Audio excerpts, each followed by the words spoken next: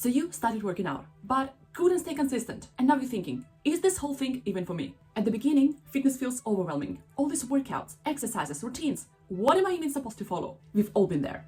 And most people think the problem is time. And I thought so too when I started working a 9 to 5 and my time became limited. But after following the principles I will share in this video, I finally managed to stay consistent for over 1,000 workouts, train through completely different channels, and the most important, see real results. Because I learned that fitness is not just one perfect routine that you can find anywhere online, but it's building a system that actually fits your life. So in this video, I'll show you 3 scenarios and exactly how I would build workouts in each one, so that you can find out which one is you, finally start training and get into the best shape of your life.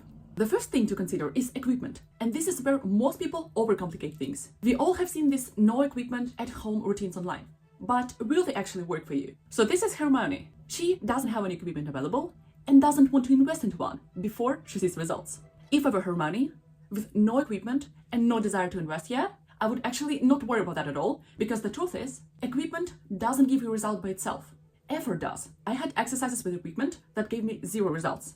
And I also had bodyweight exercises that completely changed my physique. So why? What was the difference? The thing that matters is how hard you push yourself within the exercise you're doing. Compound exercises are the ones that work multiple muscle groups at the same time, and a lot of those exercises can be done bodyweight. But the only thing I would care about is that this exercise actually pushes me within the reasonable number of reps, so that I don't have to waste the whole day working out. But what is reasonable number of reps? Based on experience, I would aim for 10 clean reps on each progression.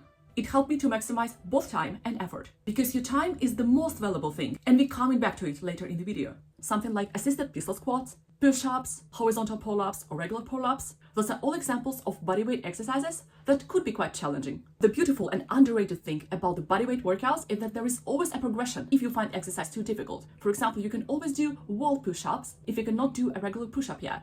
However, here there is one mistake I used to make that can make your efforts absolutely useless. So I want to talk about it here before you waste your time. Here is the mistake I made.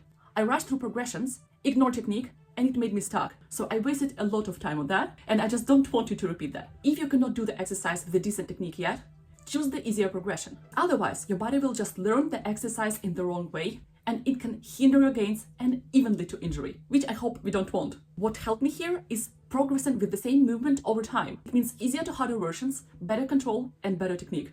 Also here, Hermione can get creative. She can literally train with water bottles or other stuff she can find around her room. Now here is Ron, and he doesn't have any equipment either. But unlike Hermione, he actually doesn't mind investing into one. Now, if I were Ron and I could invest into just one thing, I would invest in resistance bands. They are so underrated and can make your bodyweight training even more effective. The principles of the bodyweight workout would stay the same as Hermione's training, but suddenly you have way more options. For example, you could do a banded push-ups or banded pull-ups. So if you have a little bit of money to invest, I would definitely choose a resistance band because it completely transformed my training. Now here is Harry, and he actually has a gym available and doesn't mind paying the subscription fee. Now, if I were Harry with a full gym access, I would actually not overcomplicate it either and focus on the compound movements. But just now, you have way more choices because you have equipment that can give you an additional push. Honestly, gym is not required for results, but it can make consistency easier by giving you more options. And also, I noticed that not many people talk about it, but some people focus way better at the gym than they do at home. I am one of those people. The gym environment sets me up for success. But of course, if you don't have gym available, it's still possible to achieve amazing results at home.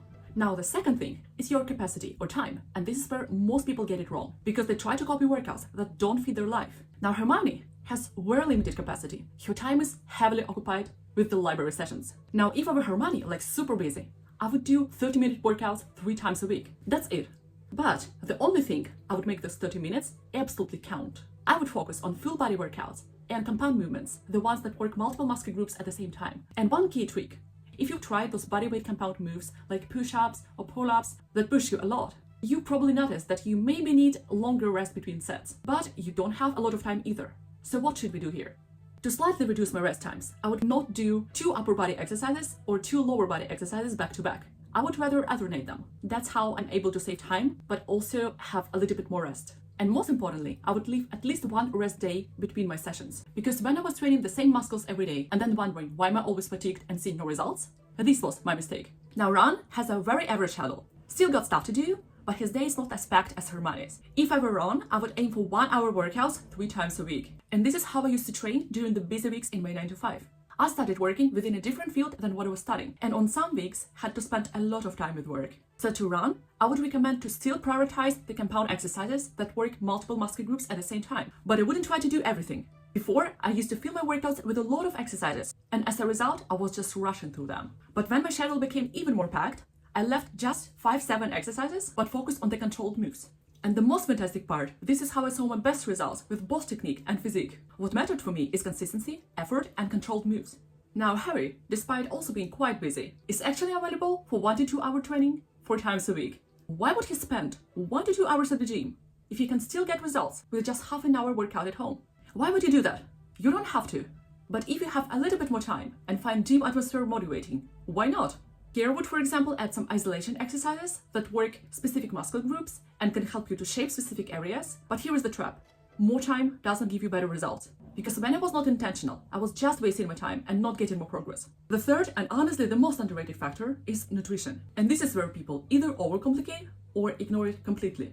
Hermione has, of course, no time to cook. Now, if I were Hermione, I wouldn't try to be perfect. I would focus on making better choices, not perfect ones. Because even with takeaways, you can pick options that support your goals and over time slowly improve. Yes, of course it's better to cook at home, just because you know exactly how you cooked it, but at the same time, moralizing things will not help here, because Hermione just doesn't have time.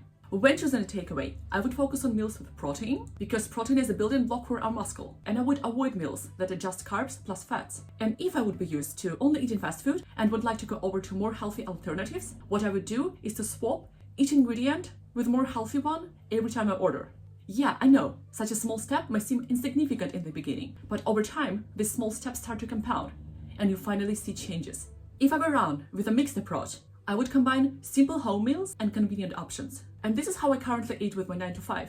I don't aim for perfection, but I don't ignore takeaways just because they are takeaways. And I would focus on basics, regular meals, and not skipping food the whole day just to eat in the evening. Now somehow Harry decided that he would only like to cook at home. And if I were Harry, I would keep it simple and repeatable. Because the mistake that I made is trying to cook something new every day. And it was taking too much of my limited free times in the evening. And was honestly a bit annoying. The best approach for me now is to cook in batches. For example, I would cook a dinner and eat it for 3 evenings straight. So I only have to cook every second or third day, and not every evening. And of course, I would still follow the same nutritional guidelines as Hermione and Ron. Here, between consistency and perfection, I would choose consistency all the way. Now the goal of this video is to show you that even with limited time and resources, you can make it work. But if you'd like to learn how to build your workout plan in more detail, or make yourself more motivated for training, you can check out one of my other videos.